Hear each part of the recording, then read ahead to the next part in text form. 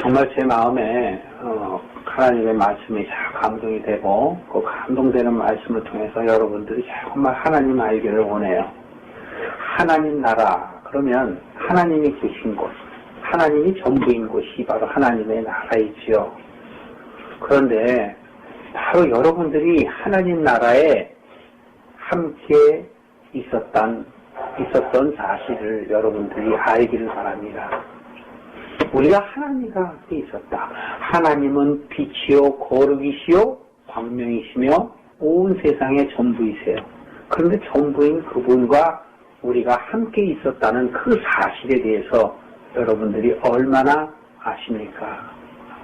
오늘날의 수많은 크리스찬들은 자기가 하나님과 함께 있었다는, 하나님 나라에 함께 있었다는 그 사실에 대해서 너무나 모르고 있습니다. 그래서 단지 우리는 하나님께서 지으신 피조물로 생각하며 자기 자신을 비하하고 이 세상의 삶이 그저 삶을 마감할 때 그냥 마지막인 것처럼 생각하고 이 세상을 살아갑니다. 그래서 캐세라세라 노세노세 젊어서 노세, 그저 사람들은 그저 젊음이 계속될 줄 알고 놀기에 바쁘며, 또 나이 먹은 사람들은 이 것을 자꾸 생각하며 이 것으로 돌아가려고, 더 오래 살려고 예나 지금이나 몸에 좋다면 그저 먹으려고, 그저 그것을 구하려고 애를 쓰고 있습니다. 우리가 이 세상에서 어떤 부를 쟁취하든, 어떤 명예를 쟁취하든, 어떤 인기를 쟁취하든 하나님께서 우리의 목숨을 걷어가면 무슨 소용이 있겠습니까?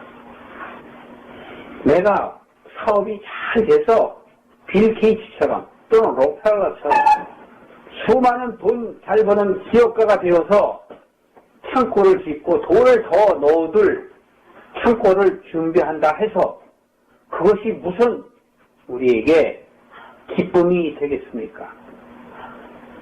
하나님께서 여러분들을 그 생명을 당장 걷어가시면 내가 갖고 있는 도화나 내가 갖고 있는 기쁨과 쾌락과 그러한 것들이 무슨 소용이 있겠습니까? 하나님께서 여러분들을 사랑하신다고 교회에서 여러분들 많이 들었을 것입니다. 그런데 하나님께서 나를 사랑한다는 것을 아는 것은 결코 쉽지 않은 일이에요. 왜냐하면 하나님은 보이시도 아니하시고 들지도 아니하시고 우리가 느낄 수도 없기 때문입니다. 우리는 어두운 가운데 있어서 빛이 있을 때 깨닫지 못하는 것입니다. 사도 요한은 요한복음 1장 5절을 통해서 빛이 있을 때 어둠이 깨닫지 못하더라. 사전에 그 빛 가운데 생명이 있으며 그 빛은 사람들을 구원하는 빛이라고 이야기합니다. 여러분들은 지금 생명이 있을 때는 내 것 같지요. 여러분들이 크리스찬이라고 이야기하면서 과연 나는 크리스찬다운 삶을 살아가려고 노력하고 있는가에 대해서 얼마나 돌아보십니까? 매일매일 여러분들이 잠자리에 누우실 때 내가 오늘 그래도 크리스찬다운 삶을 살았어 라고 생각한 적이 몇 번이나 되십니까? 우리는 하루하루를 어두운 가운데서 살아가고 있는 것이고 이 세상 가운데 살아가기 때문에 세상이 우리로 하여금 추구하게 만드는 것들을 우리는 따라가는 것이지요. 우리가 태어날 때부터 세상은 우리에게 요구를 합니다. 이렇게 살아라, 저렇게 살아라.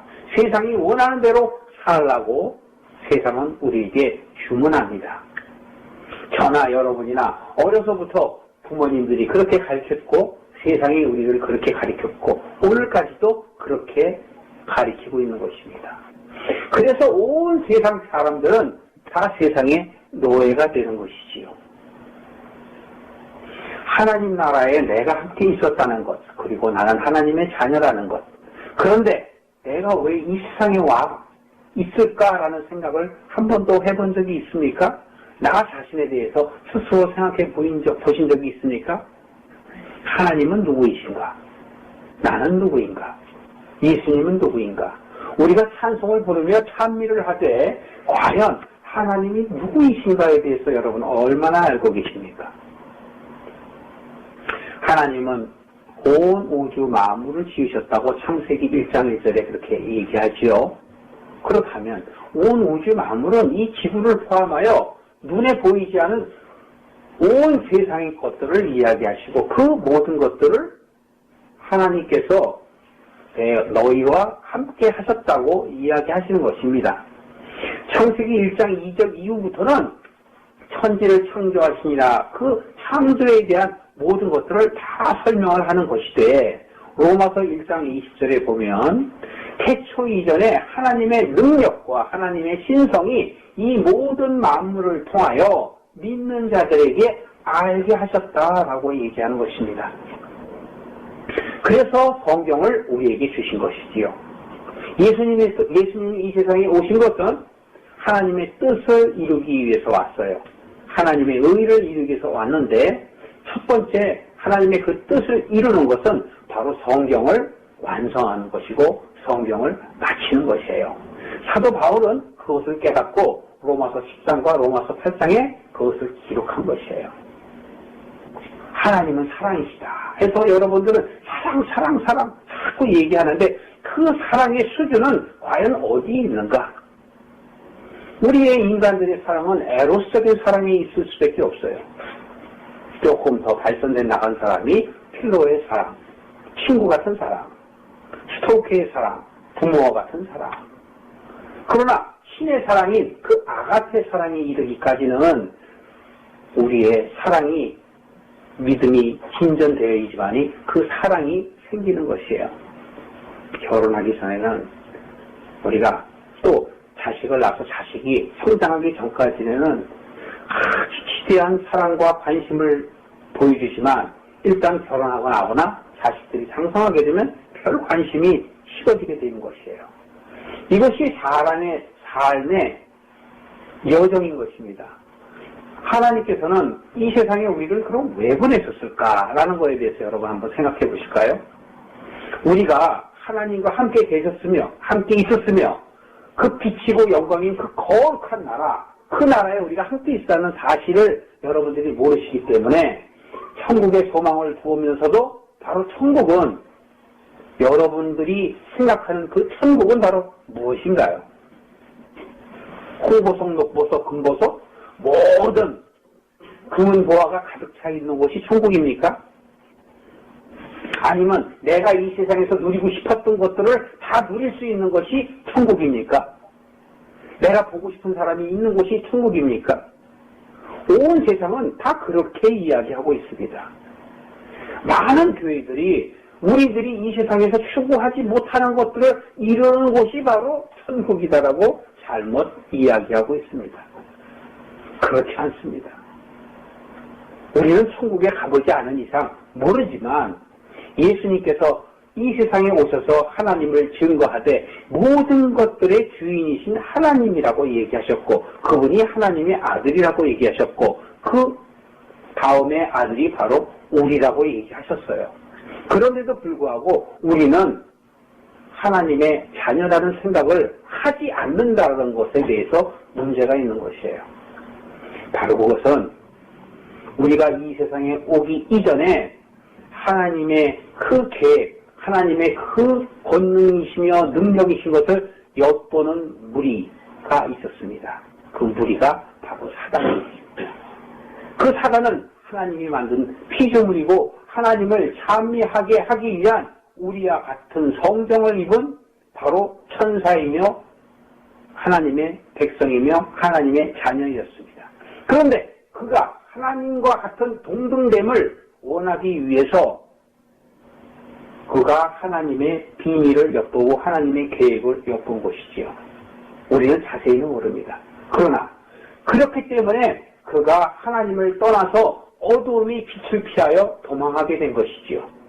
우리의 삶 속에서도 빛이 있으면 어둠이 도망가 버리는 것처럼 바로 사단은 어둠의 나라로 자기와 동조하는 세력들을 데리고 갔습니다. 그런데 그 안에 우리가 있다는 것이에요. 왜 있냐? 둘 중에 하나죠. 우리가 만약에 사단의 뒤를 따라가지 않았다면 우리는 지금 여기 있지 않을 겁니다. 우리는 분명히 하나님 나라에 있을 것이에요. 왜? 우리는 빛의 자녀이기 때문에 빛의 자녀는 빛과 함께 있을 것이고 하나님의 자녀는 하나님과 함께 있을 것이기 때문에요. 그런데 우리가 이곳에 있다는 것은 바로 우리가 사단의 유혹과 미혹에 빠져 그들에게 동조했으며 그들과 동행했다는 것이지요. 하나님께서는 하나님의 백성이 내게 돌아와야 되는 것을 원하시기 때문에 우리로 하여금 그것을 깨닫게 하기 위해서 이 세상을 허락하신 것이에요. 하나님의 나라는 영원합니다. 하나님의 나라는 시간이 없습니다. 하나님의 나라는 공간이 없습니다. 우리는 바로 이 지구라는 공간과 그 시간으로 우리가 우리의 죄를 깨닫게 하기 위해서 이 세상에 보낸 학교이며 시험장인 것이에요. 여기에서 이 세상에서 우리가 과연 하나님이 우리를 사랑하심을 깨닫고 사단이 우리를 유혹하고 미혹한 그 죄에 빠진 것을 우리가 깨닫고 회개하고 하나님의 길로 돌아가는 삶을 살아가면 우리는 다시 아버지인 하나님께로 돌아갈 터이고 만약에 돌아가지 아니하면 우리는 지옥에 갈 수밖에 없는 것입니다. 왜냐하면 사단은 이미 하나님의 나라의 그 하나님의 계획을 엿보고 하나님을 넘보았기 때문에 심판을 받았던 것이기 때문에 그렇습니다. 우리 또한 심판을 받았습니다. 그러나 우리에게 하나님께서 기회를 주신 것이에요. 여러분 잘 보세요. 잘 생각해 보세요. 시간은 처음이 있으면 마지막이 있죠. 여러분이 태어났으면 죽음이 있는 것처럼. 그런데 하나님은 시와 공간이 없어요. 시의 공간이 없기 때문에 여러분은 시간과 공간이 없는 그곳에 함께 있었는데 이 지구에 왔습니다. 그렇다면 수많은 타락한 그 사단을 동조한 그 무리들, 사단과 사단을 동조한 하나님의 백성들까지도 하나님께서는 모두에게 기회를 주시는 것이에요. 그래서 이 세상의 삶을 어떤 사람은 우리의 조상으로서 오게 되고 어떤 사람은 아브라함으로 오고 다윗으로 오고 또 우리의 자식으로 옵니다. 그러나 하나님의 나라에 가면 어떻게 될까요? 제가 얘기한 대로 간다면 시간과 공간이 없기 때문에 동일하지요. 그래서 성경은 우리에게 예수님 외의 모든 인간들은 형제라 이렇게 얘기하는 것이에요. 그러니까 이 세상에서만 우리가 아버지가 있고 할아버지가 있고 고조할아버지가 있고 내 자식이 있는 것이지 하나님의 나라에 가면 모두가 하나님의 자녀이며 형제란 말입니다. 이 세상에서만 여러분들이 남성, 여성 이런 성이 있는 것이지 하나님의 나라에는 그것이 없다라는 것이에요. 그걸 성경을 통해서 증명해 줬지 않습니까? 예수님께서 사람이 부활하면 너희들이 다시 육신의 그런 모습으로 태어나서 부인을 새로 얻고 그런 삶을 살아가는 그런 연속성이 있는 게 아니라 변화되어서 너희들이 영으로 살아가는 것이다. 이렇게 얘기하고 계시잖아요. 우리가 하나님을 모르기 때문에 하나님께서는 예수 그리스도로 하여금 육신을 입고 오시게 했고 우리로 하여금 예수 그리스도를 보고 본받게 하기 위해서 하나님의 나라를 알게 하기 위해서 예수님이 이 세상에 오신 것이죠. 그래서 예수님이 이 세상에 오시기 전에는 하나님께서 이 나라, 이 백성들에게 율법을 준 것이고 그 율법을 통해서 바로 죄를 깨닫게 하기 위해서 주신 것이에요. 율법을 통해서 어느 누구도 하나님 나라에 갈 수가 없어요. 왜냐하면 그 율법을 누구도 지킬 수 없기 때문에. 그렇다면 왜 하나님께서는 모든 사람을 다 구원하시지 왜 하필이면 하나님의 자녀들만 구원하려 하실까라는 문제가 있습니다. 여러분도 그런 의문 갖지 않으셨어요? 믿지 않는 사람들도 그렇잖아요. 그렇다면 예수 그리스도를 보내서 온 세상 모든 사람들 다 구원하면 되지 왜 하필이면 구원할 자 안 구원할 자를 그렇게 가리냐 이렇게 얘기해요. 그러나 처음부터 사단 마귀의 자녀가 있고 하나님의 자녀가 있는 거예요. 우리는 잠시 유혹에 빠져서 그리 같이 동행을 한 거예요. 그렇기 때문에 그것을 아신 하나님이 바로 우리를 구원해 내시려고 이렇게 지구라는 세상을 우리에게 허락하신 것이에요. 그렇지 않았으면 우리는 이미 심판받은 몸이죠. 그래서 토기장의 비유를 통해서 하나님께서 그렇게 이야기를 하세요. 요한복음 한번 찾아보실까요? 요한복음 17장입니다. 예수님께서 이 세상을 이제 하직할 때 십자가에 달려서 곧 죽을 거예요. 곧 죽는데 예수님이 죽기 전에 이 땅에서 한 일에 대해서 인간으로서의 마음을 갖고 하나님께 기도하는 그 모습, 그 가운데에 우리가 한번 보겠습니다. 요한복음 17장 6절 한번 보실까요? 세상 중에 내게 주신 사람들에게 내가 아버지의 이름을 안경을 놓고 하네요. 나타내었나이다. 저희는 아버지의 것이었는데 내게 주셨으며 저희는 아버지의 말씀을 지켰나이다. 여기서 뭐라고 얘기해요? 내게 주신 자. 자, 예수님은 내게 주시지 않는 자를 구원하시려 오신 것이 아니고 내게 주신 자를 구원하시기 위해서 온 거예요. 그렇다면 이 세상에 모든 인간을 구원해야 하는가에 대한 질문에 대한 그 답변은 아니다라는 것이에요. 모든 인간은 구원받지 못한다. 왜? 그것은 사단의 자녀와 하나님의 자녀가 구분되어 있고 하나님은 미래를 아시기 때문에 그들은 영원히 하나님의 자녀로 돌아오지 않을 사단의 자녀임을 하나님께서 아시기 때문에 그래요. 그래서 선과 악에 대한 하나님의 분명한 공의가 있는 거예요. 그게 하나님의 공의예요. 공의는 모두 다 구원하는 것이 공의가 아니고 선한 일을 한 사람은 선한 길로, 악한 일을 한 사람은 악한 길로, 다시 말해서 선을 한 사람은 영생의 길로, 악을 한 사람은 사망의 길, 영벌의 길로 가는 거예요. 자, 그래서 17장 6절에 보면 내게 주신 사람들에게 내가 아버지의 이름을 나타내었나이다. 이것은 바로 뭐예요? 아버지의 이름을 나타냈다는 건 천국을 소개했다라는 것이죠. 천국을 알게 했다는 것이에요. 그런데 그 모든 것들은 바로 그 사람들은 내게 주신 자는 누구의 것이었대요? 아버지의 것이었대요. 여러분은 누구의 것이었다고요? 아버지의 것이라니까요. 여러분들은 자꾸 내 인생은 나의 것, 나는 내 거라고 그러잖아요. 그런데 여러분 것이 아니고 누구의 것? 아버지의 것이에요. 그래서 7절에 보면 지금 저희는 아버지께서 내게 주신 것이다. 다 아버지께서 온 것인 줄을 알았나이다. 자, 크리스찬이라면 내가 하나님께로부터 온 거를 알아야죠. 그래서 요한복음에서도 그렇게 얘기하고 마태복음에서도 사복음서에서도 다 그렇게 얘기하죠. 세례 요한도 그렇잖아요. 하나님께서 나를 보내셨다. 그렇게 얘기하죠. 자, 7장 8절 보실까요?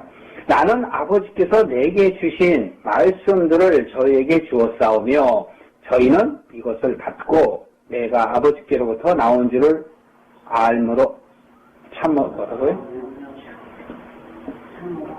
참으로 아오며 아버지께서 나를 보내신 줄도 믿었었나이다. 내가 저희를 위하여 비옵나니 내가 비옵는 것은 세상을 위함이 아니요 내게 주신 자들을 위함이니이다. 저희는 아버지의 것이오소이다. 이렇게 얘기하죠.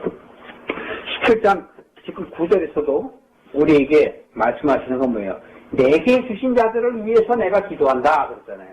내게 주신 자들 외에 위해서 기도하는 것이 아니라 하나님의 것이며 바로 나에게 주신 자들을 위해서 제가 그렇게 기도합니다. 라고 이야기하는 것입니다. 그리고 1절에 보면 거룩하신 아버지께서 내게 주신 아버지의 이름으로 저희를 보존하사 우리 같이 저희도 하나가 되게 해주십시오. 이렇게. 지금 여기서도 예수님이 뭐라고 해요? 우리 같이라고 얘기하죠. 그러면 하나님이 여러분 삼위일체에서 동격이 뭐예요? 삼위란 말이에요. 삼위. 하나님은 하나이시되 본체는 하나이세요. 본체는 하나이시되 그 위는 삼위, 성부 하나님, 성자 하나님, 성령 하나님. 지금 말씀드리면 여러분들이 잘 이해하기는 어렵겠지만 그냥 그렇게 이해를 하세요. 하나님은 본체는 하나이신데 하나님께서 보낸 아들 하나님이 있고 성령 하나님이 있고 성부 하나님이 있다라는 것을 이야기합니다. 그런데 바로 우리와 같이 하나가 되게 해주세요. 바로 하나님의 자녀이기 때문에 우리와 같이, 즉 나와 같이 하나가 되게 해달라는 건 우리 또한 하나님의 아들이 되게 해달라는 것이지요. 하나님의 자녀가 되게 해달라는 것을 말하는 것입니다. 12절 한번 보세요. 내가 저희와 함께 있을 때 내게 주신 아버지의 이름으로 저희를 보존하와 지켰나이다. 그 중에는 하나도 멸망치 않고 오직 멸망의 자식뿐이오니 이는 성경을 응하게 하려 함이니이다. 자, 성경의 뜻대로, 성경에 기록된 대로 어떻게 하겠다고요? 멸망의 자식은 하나님의 나라에 못 가고, 그죠? 하나님의 나라에 못 가고 내게 주신 자들만 아버지 나라에 간다라는 거예요. 그러니까 천국에 갈 자와 못 갈 자가 분명히 있다는 것을 지금 예수님이 말씀하고 계시는 것이었어요. 근데 여기서 12제자를 예수님께서는 대표로 얘기하는데 그 12제자는 사람 믿는 크리스찬들의 대표예요. 그 중에서 한 명을 잃었죠, 예수님께서. 누구를 잃었어요? 유다를 잃었어요. 그 유다가 바로 멸망의 자식이에요. 나머지 11명은 바로 하나님께서 내게 주신 자란 말이에요. 그것을 여러분들이 좀 더 잘 아시기 위해서 로마서 9장 한번 보실까요? 로마서 9장에 보면 21절 한번 찾아보시겠어요? 로마서 9장 21절. 지금 하나님께서 선택하신 자가 있느냐 없느냐에 대해서, 선한 자, 악한 자가 있느냐 없느냐에 대해서 모든 사람을 구하는 것이 맞느냐 안 맞느냐에 대해서 저희가 나누고 있는 것입니다. 9장 21절. 자, 어느 분이 한번 23절까지 한번 읽어주실래요? 천지장이가 진흙 한 덩어리로 하나는 비있을 그릇을, 하나는 천있을 그릇을 만드는 권이 없느냐. 만일 하나님의 그 진노를 보이시고 그 능력을 알게 하고자 하사 멸하기로 준비된 진노의 그릇을 오래 참으심으로 안녕하시고 또한 영광 받기를 예비하신가 국민의 그릇에 대하여 그 영광의 부요함을 알게 하고자 하셨을지라도 무슨 말 하리요? 네. 무슨 말 하겠느냐라고 얘기하죠. 무슨 말 하겠느냐는 뭐예요? 너희가 순종하라. 바로 그런 얘기예요. 자, 20절 한번 보세요. 이 사람아, 네가 네게 감히 하나님을 실문하느냐? 지음을 받은 물건이 지은 자에게 어찌 나를 이같이 만들었느냐라고 말할 수 있느냐라고 그랬잖아요. 자, 여러분이 소기장이라고 생각합시다. 여러분들이 옹기장이, 즉 그릇을 만드는 이천에 있는 어떤 한 옹기장이라고 생각을 해봅시다. 그런데 여러분들이 원하는 것들을 만드시겠죠. 작품을 만들 것도 있겠지만 또 자기 필요에 따라서 여러 가지를 만들잖아요. 네? 된장 그릇을 만들고 또 항아리를 만들고 뚝배기를 만들고 또 귀한 보석을 담을 보석 그릇도 만들고 많이 만들잖아요. 이것은 누구의 뜻이에요? 옹기장의 뜻이잖아요. 그죠? 자기가 만드는 대로 만들고 싶은 대로 만드는 거예요. 그런데 만약에 자기가 만들고 싶은 대로 만들어지지 않으면 이상하게 만들어지면 그걸 어떻게 해요? 깨버리잖아요. 다시 만들잖아요. 그런데 나를 왜 이렇게 만들었어요? 라고 얘기할 수가 있겠냐라는 거예요. 자식이 부모한테 왜 나를 태어나게 하셨어요? 라고 얘기할 수 있어요? 없어요? 없어요. 그건 하나님의 뜻이에요. 내 뜻이 아니에요. 부모가 자기를 만들고 싶어서 만든 게 아니고 하나님이 만드셨단 말이에요. 하나님. 인간의 남성의 정자가 한번 여자와 결합했을 때 몇 마리가 나가는지 아세요, 여러분? 수십만 마리가 나가요. 그 중에 하나가 선택된 거예요. 그게 어떻게 내 뜻이에요? 그게 어떻게 엄마 뜻이에요? 아니라니까요. 내 뜻도 아니고 엄마 뜻도 아니에요. 내가 세상에 나오고 싶어서 나온 것이 아니고 엄마 아빠가 세상에 내보내고 싶어서 내보낸 것이 아니고 누가 보내셨다? 하나님이 보내신 거예요. 수십만 마리 중에 하나인데요. 그러니 얼마나 강해요. 그 생명력이. 그러니까 태어날 때 어떻게 태어나요? 주먹을 꽉 쥐고 와! 하고 압을 쓰고 태어나는 거예요. 왜? 그 수십만 마리 중에 하나도 이겨야 되니까.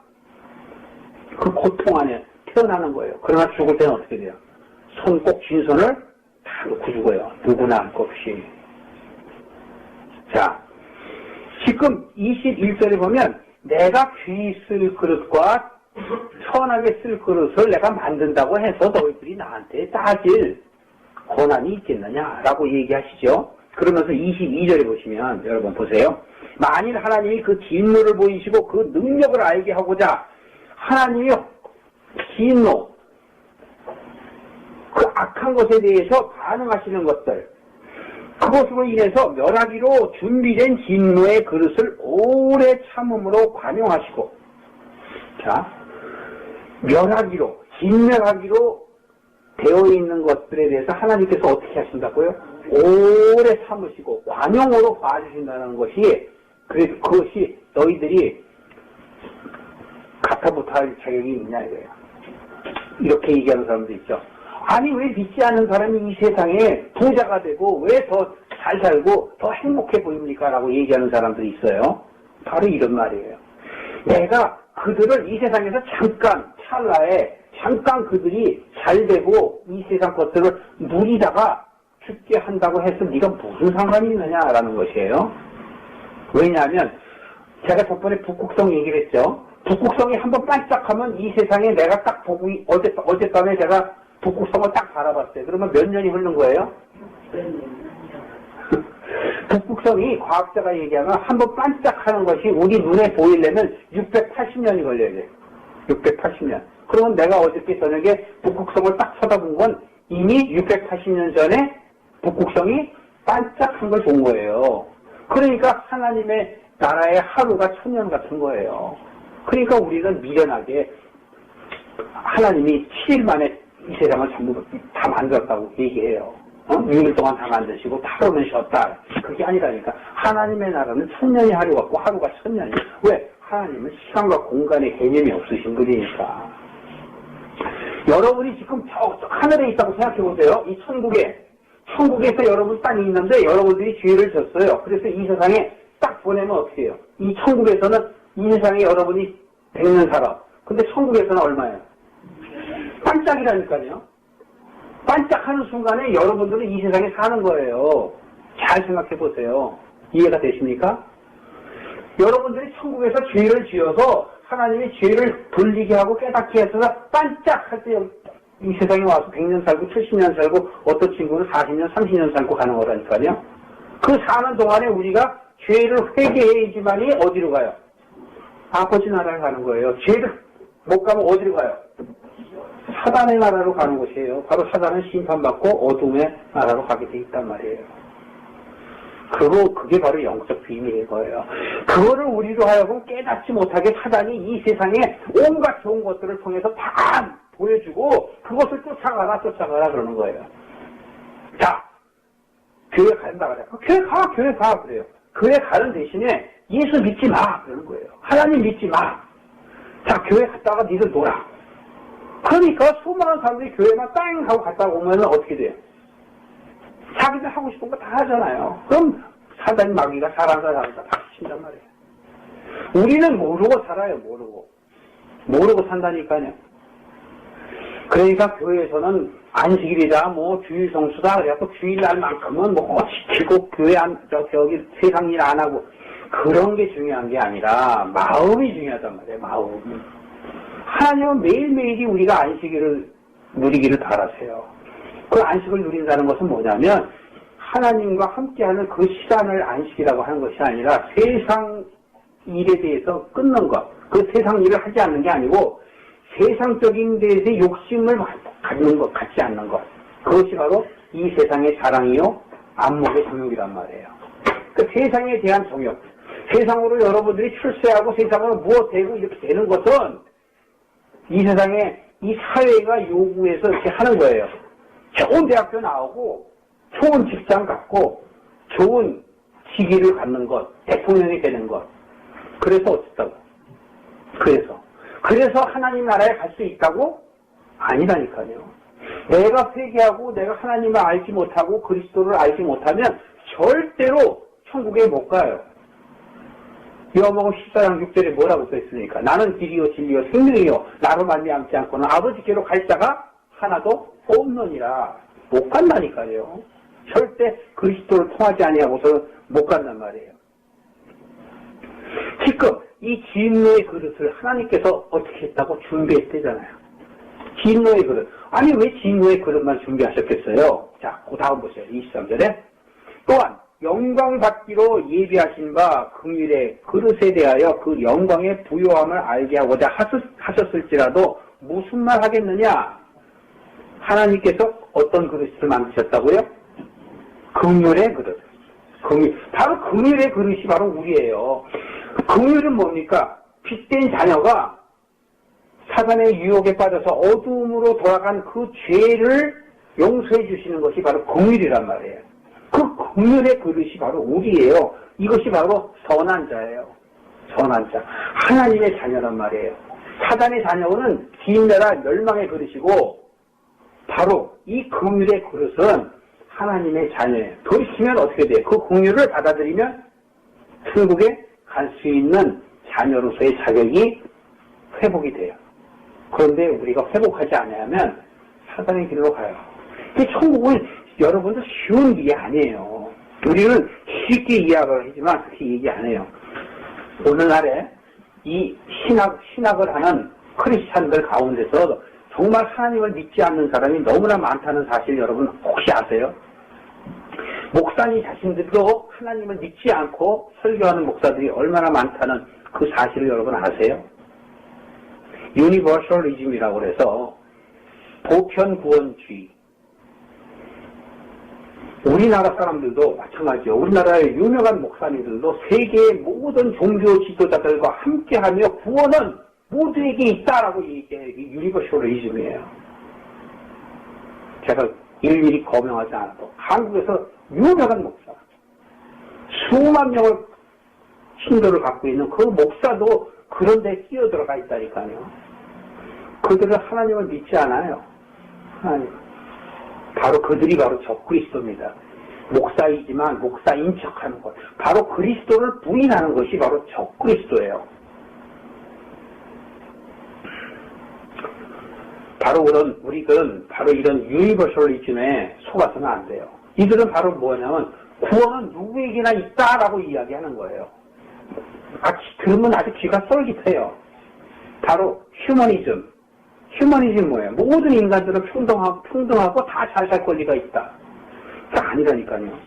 그런 휴머니스틱한 사람들은 바로 자기들이 전부 인본주의예요. 사람 위주란 말이에요. 우리는 인간이기 전에 바로 누구냐면 하나님의 자녀란 말이에요. 그러니까 하나님의 자녀됨을 잃어버리면 우리는 인간이고 사단의 자녀고 이 세상의 종이란 말이에요. 그러니까 크리스찬이라면 당연히 이것을 여러분들이 아셔야 돼요. 입으로 암만 크리스찬 해봐야 이것을 깨닫지 못하면 안 돼요. 이것을 그냥 겉으로만 들어서는 안 돼요. 이것은 뭐예요?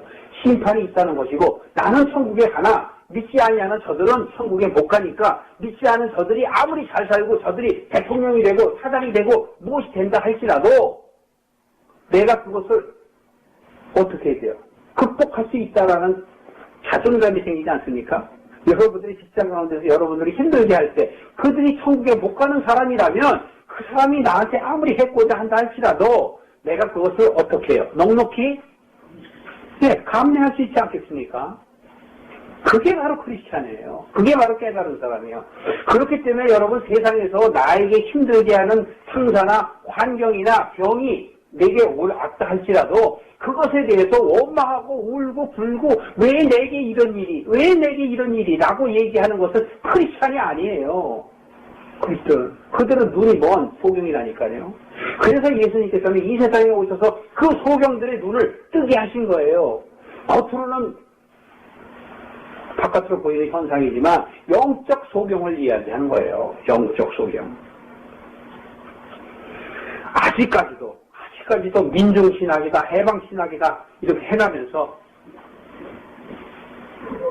우리의 이 세상에 사는 삶을 민중동기, 막시즘에 의해서 우리가 모든 사람이 더 평등이 되고 이 세상을 같은 부를 누려야 된다고 생각하는 사람들이 있는 그러한 신학을 주장하는 목사님들이 많다라는 사실들을 여러분들이 깨달으셔야 돼요. 그게 아니라니까요. 제가 전번에 한번 말씀드렸죠. 막 사람들이 우리가 의를 위해 정의를 실현해야 된다고서 저 시청학 광장에 특별 시위하느라고 수만 명이 모여서 하는데 크리스찬들이 얼마나 많이 껴 있어요. 그게 옳은 일입니까? 그게 옳은 일 아니라니까요. 그런 것을 보면서 우리는 의문을 갖기보다는 이 세상이 한시적이며 내가 100살도 못 돼서 죽을 것인데 이 세상엔 잠깐 왔다 가는 세상이야. 그것보다 더 좋은 세상, 천국이 있고 나는 하나님의 자녀야. 나는 하나님께로 돌아가야 돼. 저들에게 밥숟가락 하나 더 먹게 한다고 해서 뭐가 달라져요? 예수님이 제자들에게 이야기할 때 마리아가 와서 옥합을 깨뜨려서 거기다가 기름을 부어요. 그 옥합은 자기의 평생 시집갈 돈이었어요. 그 시집갈 그 자금을 모아놓은 것을 예수님의 발에 옥합을 뿌리고 그것으로 예수님의 머리를 깎아드립니다. 그랬더니 유다라는 제자가 나서서 뭐라 그래요? 그 돈이 얼만데 그걸 팔아갖고 가난한 사람들한테 나눠주면 얼마나 좋을 텐데 그걸 왜 예수님 발에 붓냐고 그래요. 그랬더니 예수님께서 뭐라고 그랬었을까요? 가난한 자들은 너희와 항상 함께 있으나 마리아는 내게 뜻이 있어서 그랬다. 그 저가 택한 것은 잘한 것이다. 왜냐면 마리아는 예수님이 돌아가실 걸 알고 장가 준비한 거거든요. 그렇기 때문에 바로 가난한 사람은 우리에게 수도 없어요. 아직도 있어요. 지금 아프리카에도 수도 없이 지금 이 순간에도 굶어 죽는 사람 많잖아요. 그러나 굶어 죽는 사람을 불쌍히 여기는 건 우리의 마음이고 그것은 맞는 거예요. 그러나 그것이 내 인생의 전부는 아니라는 것이죠. 죽을 사람은 죽게 돼 있는 거예요. 어떻게 보면 냉정한 사람처럼 여러분들이 보일지 몰라도 이것이 진리라니까요. 모든 속에 있는 것은 바로 하나님의 믿는 하나님의 자녀들을 중심에 놓고 자녀 외에는 하나님께서는 다 뭐야? 뭘까요? 들러리라니까요. 안 믿는 사람들은 다 들러리예요. 이 세상 사람들은 들러리예요. 그렇기 때문에 여러분들은 세상 사람과 구별해서 사줘야 돼요. 미안한 얘기지만 믿음이 없는 사람들 나중에 믿음이 생길 수 있어요. 그렇기 때문에 사진다. 그러면 뭐 당연히 좋습니다. 우리는 어떤 사람이 크리스찬인지 모르니까 알 수가 없죠. 내가 입으로 크리스찬 한다고 크리스찬이 아니고 나는 하나님 안 믿는다 하고 그 사람이 하나님의 자녀가 아닌 건 아니거든요. 왜냐하면 우리는 드러나는 겉으로만 보고 알지 못하기 때문에 하나님 어떤 사람은 나중에 이른 비야 늦은 비처럼 나중에 변하게 하고 깨닫게 하는 사람이 있는 반면에 크리스찬이라고 주장하면서도 자기 이익을 위해서 자기의 욕구를 채우기 위해서 자기의 의를 드러내기 위해서 사는 사람은 그 사람들은 비크리스찬이에요. 겉으로만 교회 다니는 것이지. 우리는 알 수 없어.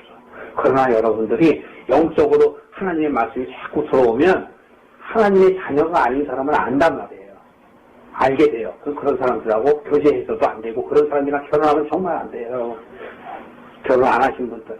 절대 크리스찬과 비크리스찬이 결혼을 하게 되면 풍지풍파가 일어날 수밖에 없는 거예요. 왜? 하나님께서 하나님의 자녀를 하나님의 나라에 올리려면 그러한 환경과 시간을 주지 않겠어요?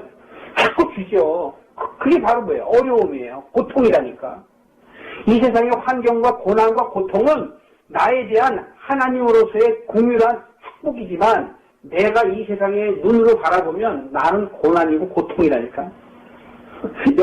여러분 자신이 저도 그렇고 이 세상에 사는 이 자체가 고통이에요. 하나님의 나라에 가는 것이 바로 우리 소망이라니까. 빛의 소망이라고. 바로 우리는 그렇게 가야 된단 말입니다. 그래서 지금 영광 받기로 예비하신 바 풍일에 대해서는 하나님이 영광을 주기 위해서 영광의 부여를 알게 하신다. 골로새서 2장 2절에도 보면 너희들이 하나님을 아는 지혜가 부유하게 이르러서 그 안에 있는 즉 그리스도 안에 있는 지혜와 지식과 보화를 너희들이 깨닫기를 바란다. 그걸 성경의 비유로 얘기하면 밭에 감추어진 보화를 발견한 사람의 비유를 들어서 하는 거예요. 어떤 사람이 밭에 나갔는데 밭을 캐다가 보니까 보화를 발견했어요. 그랬을 때 그 밭 일을 하러 나간 사람이 그 보화를 다시 땅속에다 숨겨두고 집에 돌아와서 자기의 모든 재산을 팔아서 그 밭을 사지 않겠느냐 그랬단 말이에요. 그런 자신들의 세상의 것들을 어떻게 해야 돼요? 자신의 세상의 것들을 내려놔야 하는 것이에요. 자기의 세상의 것들을 내려놓지 아니하시면 하나님의 나라에 들어갈 수가 없는 것이에요. 그래서 성경에서는 우리에게 이래요. 자기를 부인하고 자기 십자가를 지고 하나님을 쫓으라. 그렇게 이야기하는 것입니다. 자, 여러분들은 예수를 얼마나 아십니까? 예수의 이름은 누구를 얘기한다고 했습니까? 요한복음 5장 43절에 보면 하나님의 이름, 아버지의 이름으로 내가 이 세상에 왔으나 나를 영접치 아니한다. 이렇게 얘기해요.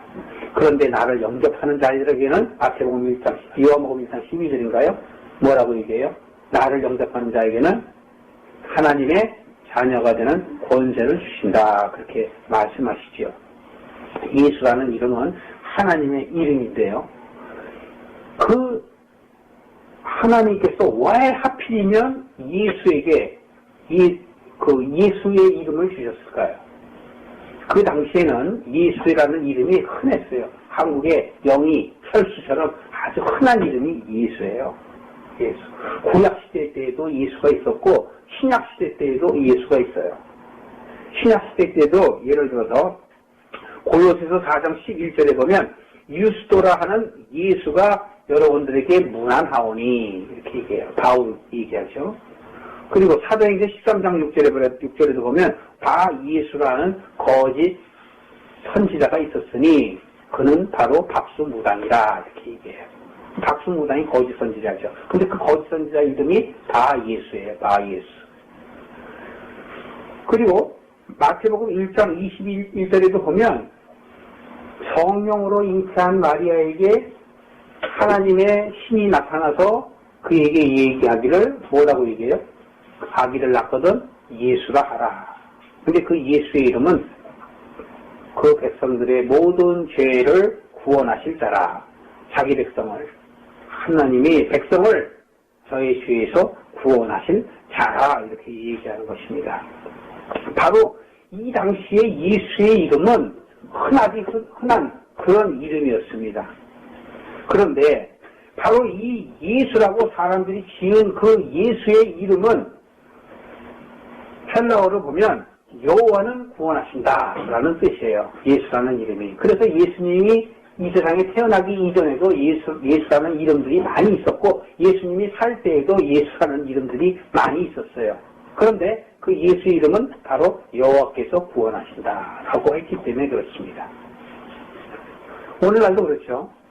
오늘날도 데이비, 존 그런 사람 이름 되면은 학교에도 몇 명씩 있죠. 한 반에 몇 명씩 아마 일어날까요? 다니엘 그런 이름 좋아하죠. 또 뭐 있습니까? 요셉 그렇죠. 요셉 아주 좋아하죠. 그런 이름 되게 많잖아요. 폴도 많고요. 그러니까 이런 이름은 왜 그렇게 있었을까요? 그렇게 살아주길 바래요. 그런데 예수님께서 이 세상에 오셔서 어떻게 죽었어요? 십자가에 수만 받고 못 박혀 죽으셨잖아요. 그 이후로 예수라는 이름이 있을까요? 없을까요? 없어요. 예수라는 이름이 없다니까. 많은 유대인들은 절대 예수라는 이름 안 줘요. 왜? 실패한 이름으로 생각하기 때문에. 유대인들은 그래서 예수님을 메시아로 여기지 않는 것이죠. 그런데 예수께서 십자가에 못 박혀서 죽은 것은 바로 우리들의 예수와 하나님이 우리에게 주신 그 이름의 예수하고는 다른 거예요.